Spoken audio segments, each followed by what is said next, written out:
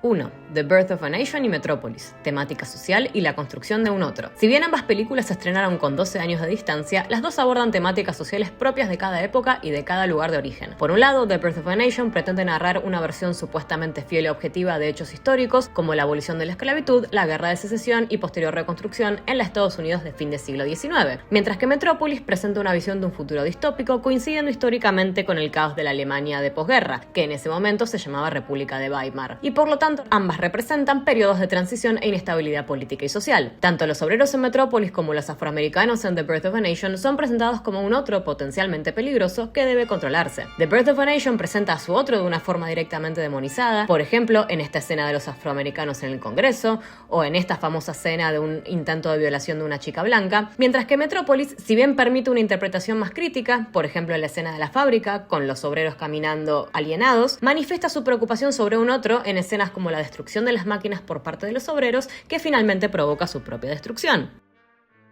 Nosferatu, Félix el Gato y Oswald, los derechos de autor en la época del vale todo. Durante los inicios del cine no existían reglas o estándares sobre los derechos de autor propios del medio, por lo que existieron varias disputas en este sentido. En el caso de Nosferatu se trató de una película que, como tantas otras, se basan en novelas o cuentos sin las autorizaciones correspondientes. Fue demandada por Florence Stoker, viuda de Bram Stoker, escritor de Drácula, al considerarla una adaptación no autorizada de la novela, y de hecho terminó ganando el juicio y una corte ordenó destruir todas las copias de la película. Además, debido a la falta de registros o pérdida de material, muchas veces se duda sobre quién creó antes o después a determinados personajes, como fue el caso de Félix el Gato, que quedó en el medio de una disputa entre sus autores, Sullivan y Messner, ya que los dos sostenían que en tanto la idea como el dibujo oficial había sido obra suya. Si bien Sullivan, al ser el dueño del estudio, logró imponer su postura en primer lugar, luego de su muerte se reconoce a Messner como el verdadero autor. Finalmente, en los inicios del cine animado era absolutamente común que diferentes estudios directamente copiaran personajes o ideas que habían funcionado para la competencia, o que los estudios robaran personajes de sus autores aprovechando los derechos de distribución. Este fue el caso de Disney con Julius the Cat, que es esencialmente una copia de Félix el Gato, y Oswald the Rabbit, que fue apropiado por Universal contra el deseo de sus creadores.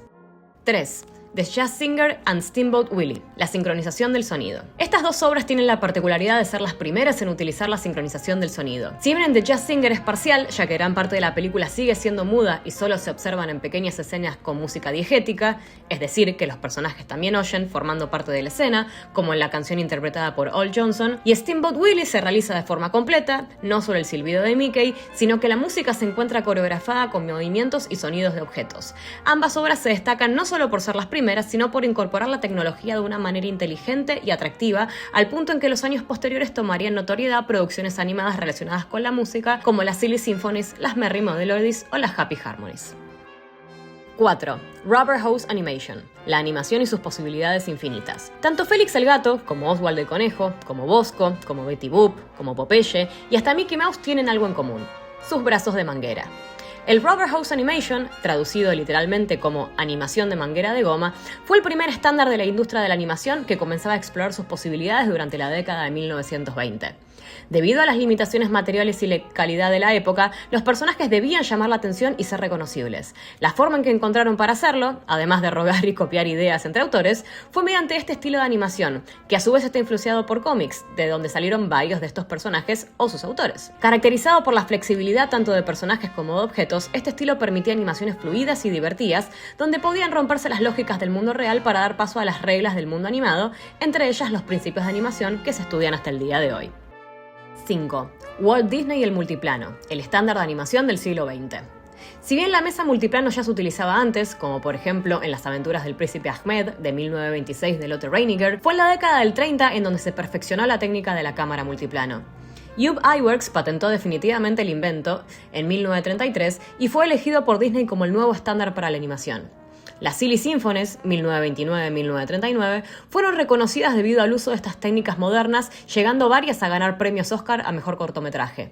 Si bien los hermanos Fleischer competían con su propia técnica de animación por maquetas, las ventajas económicas y de flexibilidad de la cámara multiplano se adueñaron del estándar de la animación durante todo el siglo XX, al punto en que fue utilizada por Disney desde Blancanieves y los 7 enanitos en 1937 hasta La Sirenita en 1989.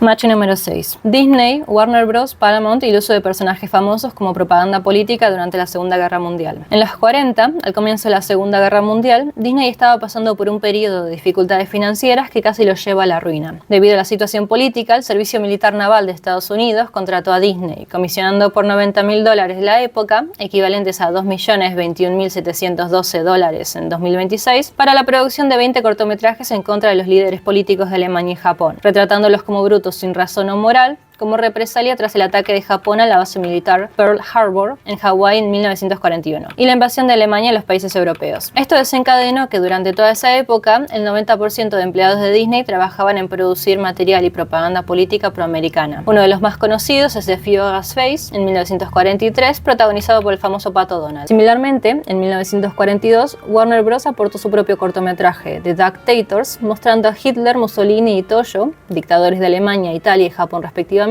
como patos que buscan conquistar toda la granja, siendo derrotados por la Paloma de la Paz, quien victoriosa promueve el patriotismo estadounidense y alienta a la contribución financiera al país. Paramount no se quedó atrás. Con su reconocido personaje Popeye el Marino, produjo varios cortometrajes sobre la guerra, entre ellos Spinac for Britain en 1943 y uno de los más reconocidos, You're a Sap, Mr. Jap, en 1942. Originalmente, personajes como Popeye existían por fuera de los eventos de actualidad, pero debido a la importancia de este creciente conflicto, Fleischer Studios decidió hacer de la versión animada de Popeye parte de la Marina estadounidense, ahora en un buque de guerra y llevando el uniforme blanco. Muchos de estos cortos a lo largo del tiempo fueron cada vez más escasamente publicados debido a la alta exposición de material nazi. La animación como herramienta de propaganda o conciencia política es una que no ha dejado de utilizarse. A lo largo de las décadas, series y cortometrajes animados han surgido con algo que decir sobre su contexto sociopolítico. Una de las más reconocidas y controversiales, South Park, del 1997 hasta el presente, siendo Relax Guy, 2025, uno de los cortometrajes animados políticos más controversiales y relevantes de la actualidad. Match número 7. Technicolor y Vitaphone, innovaciones revolucionarias y problemáticas. La búsqueda constante y ambiciosa de la innovación es un camino difícil, costoso y a veces dañino. La cámara Technicolor, con su proceso de 3 colores, revolucionó al cine a partir de colores saturados y llenos de vida, que hicieron posibles la producción de obras de renombre tanto en cine tradicional como en el cine de animación. Sin embargo, dicha tecnología podía ser un infierno de implementar.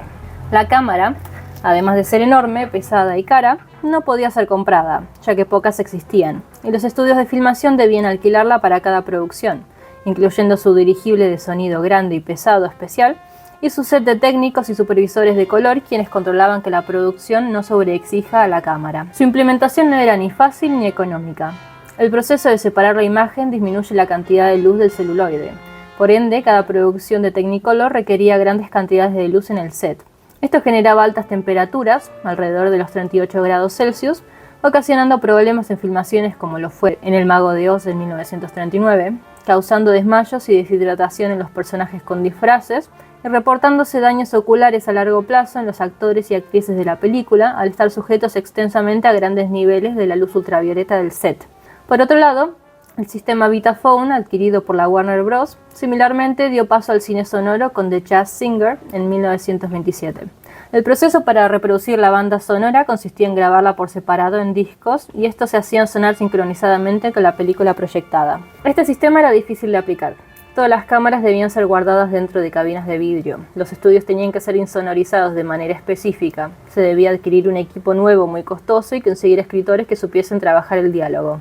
Esta conversión de sonido causó problemas severos en el cine, ya que muchos de los primeros diálogos sonaban estáticos, feos, planos y resultaban siendo una serie larga de ruidos, efectos y música apenas acompañada por imágenes. Warner Bros. Produjo decenas de cortometrajes, algunos bien conocidos como Merry Melodies y Looney Tunes, antes de descartar completamente el sistema en la década de los 40. Match número 8. Gertie, Coco, Alice y Bosco.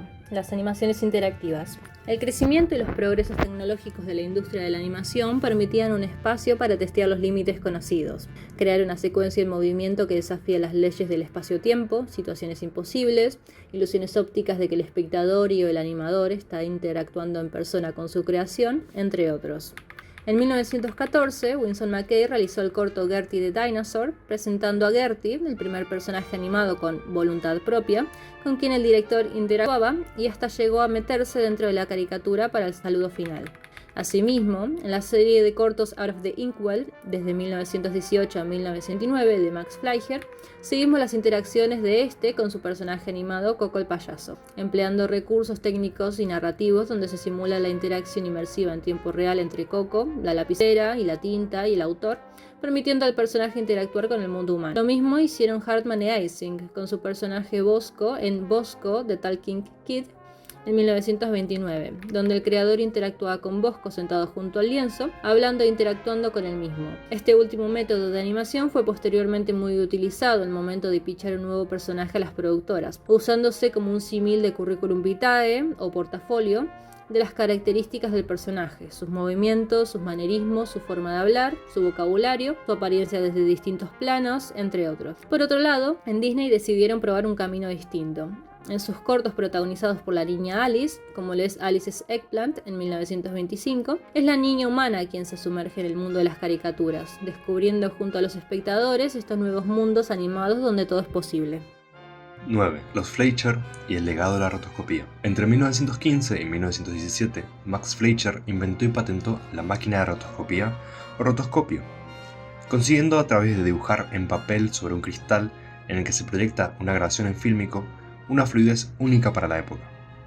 La técnica de la rotoscopía fue la marca identificatoria de los hermanos Fleischer durante su carrera, presentándose en Coco el payaso, Betty Boop, Popeye y Superman de 1941. En muchos sentidos, la rotoscopía, a diferencia de otras decenas de inventos de la época que eventualmente quedaron en desuso, se mantuvo en la caja de herramientas de muchos animadores durante décadas hasta la actualidad, desde su uso como para romper la barrera que separa al espectador de la obra, evidenciando que estamos viendo una animación, como por ejemplo en Smiling Friends, pasando por creaciones más realistas y crudas que se sienten casi vivas, como en el Vals de Basir, y obras que tal vez sin intención terminan siendo cómicas, como la icónica película El Señor de los Anillos de 1978. 10.